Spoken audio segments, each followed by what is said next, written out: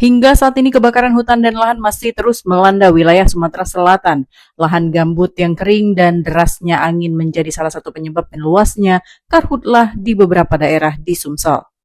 Bergotong royong membantu penanggulangan kebakaran hutan dan lahan yang terjadi di sejumlah daerah, Karang Taruna Sumatera Selatan bergabung menjadi relawan Satgas Karhutla.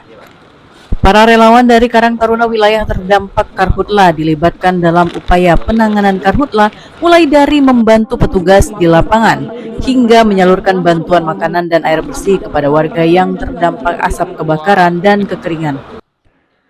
Keterlibatan Karang Taruna ini bentuk partisipasi kelompok anak muda di Sumatera Selatan dalam mendukung pemerintah menekan dampak karhutla, terutama di tengah kondisi musim kemarau yang meningkatkan resiko kebakaran.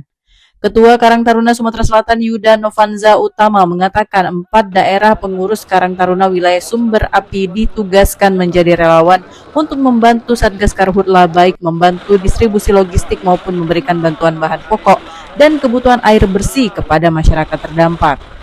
Ini harapannya ya Karang Taruna mengambil peran dalam membantu pemadaman atau menyelesaikan bencana karhutla yang ada di Provinsi Sumatera Selatan, lebih seperti itu.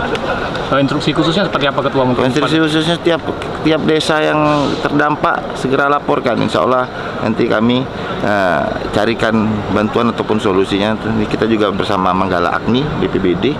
Ya mereka yang lebih paham ini, Karang Taruna sifatnya menjadi relawan lah, membantu, supporting apa yang bisa. Ini tadi ngobrol sama Ibu dari Manggala Agni, ya mungkin ke depan kami akan carikan bantuan pompa air ya Bu ya. Hal baik pemadaman maupun untuk nanti kita melakukan patroli dan sosialisasi. Mudah-mudahan apa yang sudah dilakukan ini akan diikuti oleh organisasi kepemudaan yang lain yang tentunya sangat kita nantikan, sangat kita tunggu, yang mana seperti kita ketahui Sumatera Selatan ini luas wilayahnya sangat.